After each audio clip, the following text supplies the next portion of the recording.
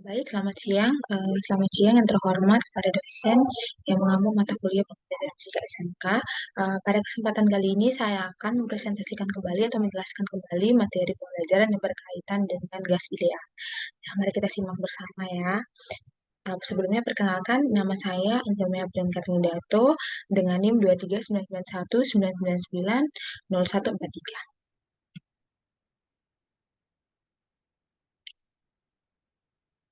Baik, topik pembahasannya akan dibahas. Yang pertama mengenai pengertian gas ideal, sifat-sifat gas ideal, kemudian perubahan gas ideal, persamaan gas ideal, penerapan gas ideal, dan contoh soal. Nah, pengertiannya, gas ideal adalah sekelompok partikel gas yang tidak saling berinteraksi satu sama lainnya. Jarak antara partikel gas ideal sangat berjauhan dan bergerak secara acak.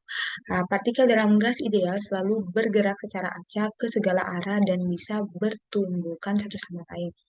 Tetapi pada gas ideal, tumbukan yang terjadi adalah tumbukan lenting sempurna atau tumbukan yang tidak membuat partikel kehilangan energi. Selanjutnya, sifat gas ideal. Di sini yang pertama terdiri dari partikel yang amat besar jumlahnya yang tersebar merata di seluruh bagian jumlahnya dan bergerak secara acak ke segala arah dengan kelajuan tetap. Yang kedua, an- a- antara partikel gas jauh lebih besar dari dibanding ukuran partikel. Ketiga, tidak ada gaya di antara partikel-partikel tersebut kecuali jika tumbukan dianggap dating sempurna dan partikel dianggap bulat licin dan pejat dan berlangsung sangat singkat. Kemudian volume partikel gas sangat kecil dibandingkan dengan wadah yang ditempatinya sehingga ukurannya dapat diabaikan. Dan yang terakhir, hukum Newton tentang gerak berlaku. Kemudian perubahan gas ideal. Yang pertama ada proses isobarik adalah perubahan keadaan gas ideal pada tekanan konstan. Yang kedua perubahan isotermal adalah perubahan keadaan gas ideal pada suhu konstan. Proses isokorik adalah perubahan keadaan gas ideal pada volume konstan.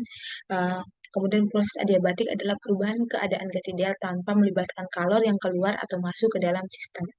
Nah, persamaan umum gas ideal. Perhatikan bahwa PV sama dengan nRT atau sama dengan PV sama dengan M per MR dikali RT. Ini adalah penjabarannya, teman-teman. Ini penjabarannya. Tapi pada umumnya rumusnya adalah ini. PV sama dengan nRT.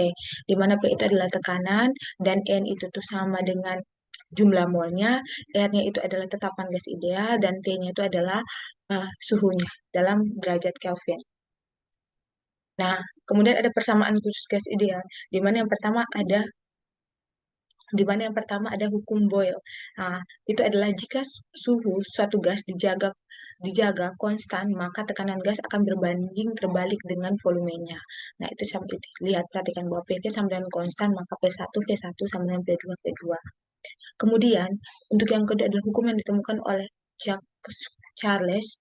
Ini menyatakan bahwa jika tekanan suatu gas dijaga konstan, maka volume gas akan sebanding suhu mutlaknya, di mana V per T sama dengan konstan atau V1 per T1 sama dengan V2 per T2.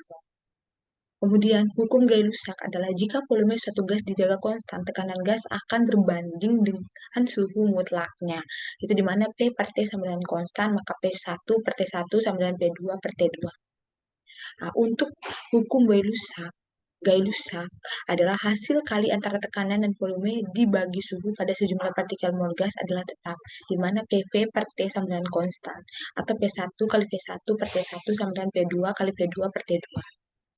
Ini penerapannya dalam kehidupan sehari itu yang pertama kalian lihat pada ban pompa, kemudian ketika kita memompa ban sepeda, kemudian ini ban yang kempes, kemudian ada ketika memasak nasi dari rice cooker dan ketika kita menarik nafas.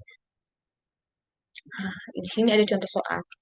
Nah, ini ada contoh soal yang dimana kita disuruh untuk mencari tekanan dalam bahan. Dan ini adalah pembahasannya, tinggal kita masukkan rumus sesuai dengan persamaannya. Kemudian ini juga ada contoh soal. Nah, teman-teman, sekian penjelasan dari saya mengenai materi gas ideal. Semoga apa yang saya jelaskan dapat bermanfaat sebagai pembelajaran dan referensi untuk kedepannya. Terima kasih.